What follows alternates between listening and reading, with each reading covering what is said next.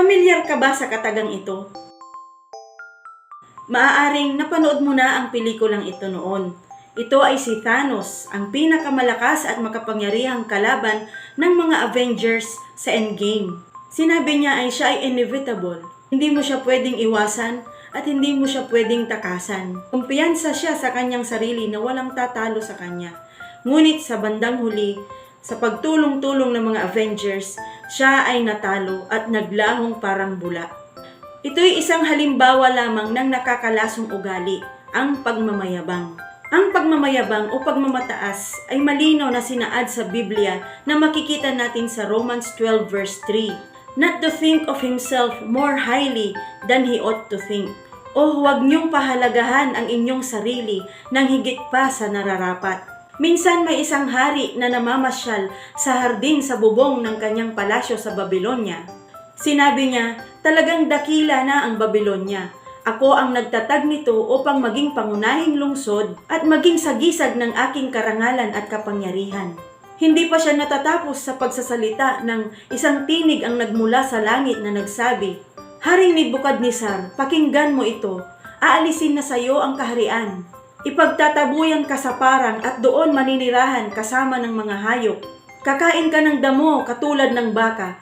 7 taon kang mananatili sa ganong kalagayan hanggang sa kilalanin mong nasa ilalim ng kapangyarihan ng kataas-taasang Diyos ang kaharian ng tao at maaari niyang ibigay ito kanino man niyang naisin. May balik agad ang langit sa kanya, hindi pa siya tapos magsalita. Mayroon agad siyang kaparusahan dahil hindi niya kinilala ang Diyos sa kanyang mga accomplishments. Siya ay nagmayabang at kinuha ang karangalan at papuri na dapat sa Diyos. Proverbs 16 verse 5, The Lord detests all the proud of heart. Be sure of this, they will not go unpunished. Kinamumuhian ng Diyos ang kayabangan. Di ba't ito rin ang rason ng pagkalagpak ni Lucifer dahil sa kanyang kayabangan? Sinabi ni C.S. Lewis, Pride is the complete anti-God state of mind. It is the great sin that leads to all other sin, because pride is the exaltation of self above all authority, even God's authority. Sinabi ng Panginoong Hesus ang talinghagang ito, na may 2 lalaking pumasok sa templo upang manalangin. Ang isa ay Pariseo at ang isa ay maniningil ng buwis. Tumayo ang Pariseo at nanalangin ng ganito, O Diyos, nagpapasalamat ako sa iyo dahil hindi ako katulad ng iba na mga magnanakaw, mandaraya, mga ngalunya, o kaya'y katulad ng maniningil ng buwis na ito. 2 beses akong nag-aayuno sa isang linggo. At nagbibigay din ako ng 10 bahagi mula sa aking kinikita. Samantalang ang maniningil ng buwis naman ay nakatayo sa malayo at hindi man lang makatingin sa langit. Dinadagukan niya ang kanyang dibdib at sinasabi, O Diyos, mahabag po kayo sa akin na isang makasalanan.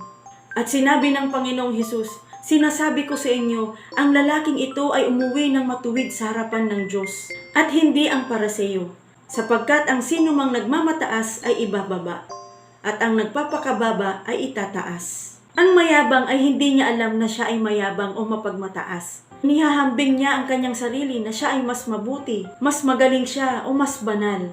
Pinupuna lagi ang kamalian ng iba at nagiging critical ang kanyang pagsasalita. Mapamintas at laging pinapansin ang mga negatibong bagay tungkol sa taong yun. Maraming bagay ang pwedeng ipagmayabang ng tao. Nariyan yung posisyon sa lipunan, kinikilala ka ng mga tao o mataas ang iyong katungkulan sa isang organisasyon o isang kumpanya o sa isang sangay ng gobyerno. Ang pisikal na katangian na biniyayaan ka ng Diyos ng kagandahan o kagwapuhan na tiyak na mapapalingon ang sinuman kapag ikaw ay dumaraan. Ang pagiging mayaman o pagkakaroon ng maraming salapi dahil nabibili mo ang gusto mo, napupuntahan mo ang gusto mong puntahan, nakakain mo ang gusto mong kainin. Ang pagkakaroon mo ng talent o skill sa isang bagay na talaga namang mapapawaw ang sinuman na makakita o makapanood sa iyo. Ang katalinuhan, ang kalakasan, ang lahat ng ito ay pwedeng ipagmayabang ng tao. Ngunit mag-ingat, huwag magmayabang dahil ito ang ikakapahamak mo. Ang posisyon sa lipunan, balang araw ay magre-retire ka rin at may papalit din sa'yo. Ang kagandahan o kagwapuhan ay kumukupas din paglipas ng panahon. Hindi na maitatago ng mga make-up, ng mga pagpapabanat o pagpaparitoke ang anumang mga kulubot sa ating mukha o sa katawan. Sabi sa Proverbs 31 verse 30, ang pagiging mapang-akit ay nakapandaraya, at ang kagandahan ay kumukupas. Ang katalinuhan o talent ay mapupurol din balang araw. Mayroong uusbong na mas magaling pa sa iyo, mas matalino pa sa iyo. Nadulas ka o nabagok ang iyong ulo o nagkasakit ka, ay sa isang iglap ay pwede itong mawala. Kaya huwag magmayabang. Ang kayamanan ay nauubos. Mayaman ka ngayon, bukas ay pwede kang mabankrupt, pwedeng mawala ang iyong mga ari-arian sa isang iglap. Kaya huwag kang magmayabang sa iyong kayamanan at huwag kang dumepende dito. Sinabi sa 1 Timothy 6 verse 17, sabihin mo sa mga mayayaman sa mundong ito na huwag silang magmayabang o umasa sa kanilang kayamanang madaling mawala. Sa halip, umasa sila sa Diyos na nagkakaloob ng lahat ng bagay na ikasisiya natin. Ang buhay ng tao ay pwedeng matapos sa hindi mo inaasang panahon o sitwasyon. Pwedeng mag-iba sa isang iglap at pwede ring ibahin ng isang pangyayari sa buhay ng isang tao. Lucas 12 verse 20, ngunit sinabi sa kanya ng Diyos, hangal, ngayong gabi ay babawiin ko sa iyo ang buhay mo. Kanino ngayon mapupunta ang lahat ng inipon mo para sa iyong sarili? Kaya huwag magmayabang, maging mapagpakumbaba, dahil ang lahat ng anong mayroon sa iyo ay galing lahat sa Diyos. Paano mo maiiwasan ang pagmamayabang? Ano ang iyong gagawin upang hindi ka magmayabang? Una is, examine your heart. Bakit ka ba nagmamayabang? Ano ba ang pakiramdam mo kapag ikaw ay nakapagyayabang? Nai-enjoy mo ba ang mga papuri sa iyo? Feeling mo ba ay ikaw ay nirerespeto, mahalaga kapag ikaw ay pinupuri ng mga tao? Kadalasan, ang pagmamayabang ay nag-uugat sa insecurity o walang kumpiyansa sa sarili. Nag-aalala ka kung ano yung sasabihin ng mga tao sa iyo, kaya you have to perform. Kailangan mong galingan, kailangan mong husayan upang pagtakpan ang mga insecurities dyan sa puso mo at mapuri ka. Sa isang banda naman ay nahihiya kang gawin ang isang bagay na alam mo na kaya mo naman gawin. Dahil iniisip mo na baka magkamali ka at hindi mo ito magawa ng maayos at baka ikahiya ka pa, kaya pinapalampas mo na lang yung oportunidad na sana ay nakuha mo. Dahil natatakot ka na ma-reject o maranasan ang failure. Ito'y isa ring uri ng pagmamayabang dahil mas iniintindi mo kung ano yung sasabihin ng tao kaysa kung ano ang sasabihin ng Diyos. Dahil pinangungunahan ka ng takot, kaya hindi mo magawa kung ano man yung ibinigay ng Diyos sa'yo na talent or skill. Pwede kang magmayabang sa pagiging self-centered mo. Yung lagi mo nalang iniisip ang sarili mo. Yung I, me, and myself. O kaya see me, notice me. O sa pagpapakababa na inyong sarili, na iniisip mo lagi na hindi mo kaya.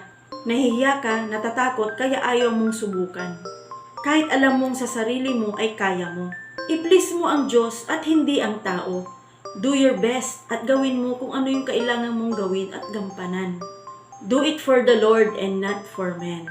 2 Timothy 1 verse 7, sapagkat ang espiritong ibinigay sa atin ng Diyos ay hindi espiritu ng kahinaan ng loob, kundi espiritu ng kapangyarihan, pag-ibig at pagpipigil sa sarili.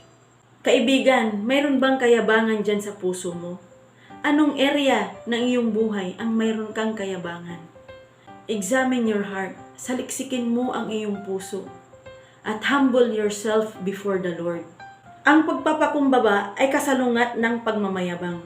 Kaya kung mayroon kang pagmamayabang sa puso mo, ay magpakumbaba ka at humingi ka ng kapatawaran sa Diyos. James 4 verse 6, God opposes the proud, but gives grace to the humble. At sa James 4 verse 10, humble yourself before the Lord and He will lift you up. Ang pagpapakumbaba ang susi upang ikaw ay mabago at mapatawad ng Diyos sa kasalanang ito. Ang humility o pagpapakumbaba ay ang nais mo na makilala ka ng iba sa kung sino ka talaga. Ito ang pagkilala mo sa Diyos na Siya ang pinagmulahan ng lahat ng bagay ng kung ano yung mayroon ka. Sa Kanya ka dumidepende at hindi sa sarili mong kayamanan o kakayanan. Ito'y pagpapasakop ng lahat ng aspeto ng iyong buhay sa kalooban ng Diyos. Ito'y pagiging God-centered at hindi self-centered. Consider others more important. Philippians 2 verse 3, do nothing out of selfish ambition or vain conceit, but in humility consider others better than yourselves. Kapag nakikita mo na ang mga tao ay mas mahalaga sa'yo, ay nagkakaroon ka ng pagpapahalaga sa kanila. Matututunan mong gumawa ng mga bagay na hindi sa pansarili mo lamang at magiging considerate ka rin sa iba. Kakagawa ka ng mga tulong sa iba na walang pansariling motibo o walang hinihinging kapalit. Ginagawa mo ito o binibigay mo ito ng buong puso dahil pinapahalagahan mo sila. Naibabahagi mo ang mga pagpapalang ibinibigay sa iyo ng Diyos ng walang pag-aalinlangan. Nakakapagdesisyon ka ng mga bagay na hindi para sa sarili mong kapakanan, kundi aalalahanin mo rin ang katayuan o maibabahagi ng iba. Have a proper understanding of who God is. Kung ano ang pagkakakilala mo sa Diyos at ang pagkakaunawa mo sa Kanya, nakakaapekto ito sa iyong buhay at kung ano ang iyong pananaw sa mga bagay-bagay. Psalm 24 verse 1, The earth is the Lord's and everything in it, the world and all who live in it.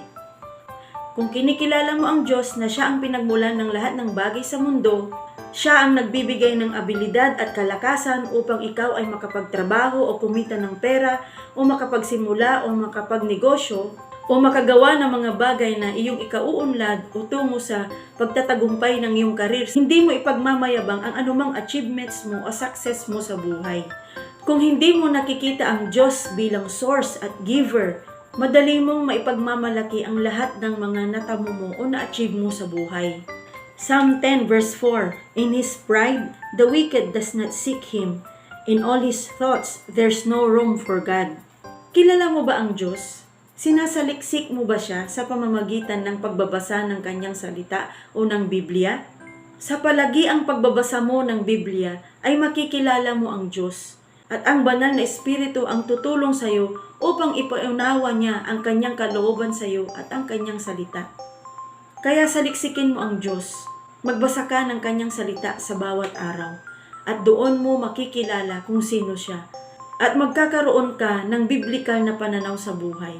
Kaya kaibigan, kung nakaka-relate ka sa mga naibahagi ko o nakikita mo ang iyong sarili sa mga ito, ay lumapit ka sa Diyos, magpakumbaba at humingi ng tawad, at ikay kanyang tutulungan, at alisin ang kayabangan dyan sa puso mo. Naway may napulot kang aral at makatulong ito sa iyong paglago sa pananampalataya mo at relasyon mo sa Diyos. Kaya kung nais mo pang makanood ng mga video na tulad nito, ay huwag mong kalimutang mag-subscribe at i-click ang notification bell para ma-notify ka sa mga susunod na bagong video. Maraming salamat, God bless, at kita-kita tayo ulit sa susunod na video.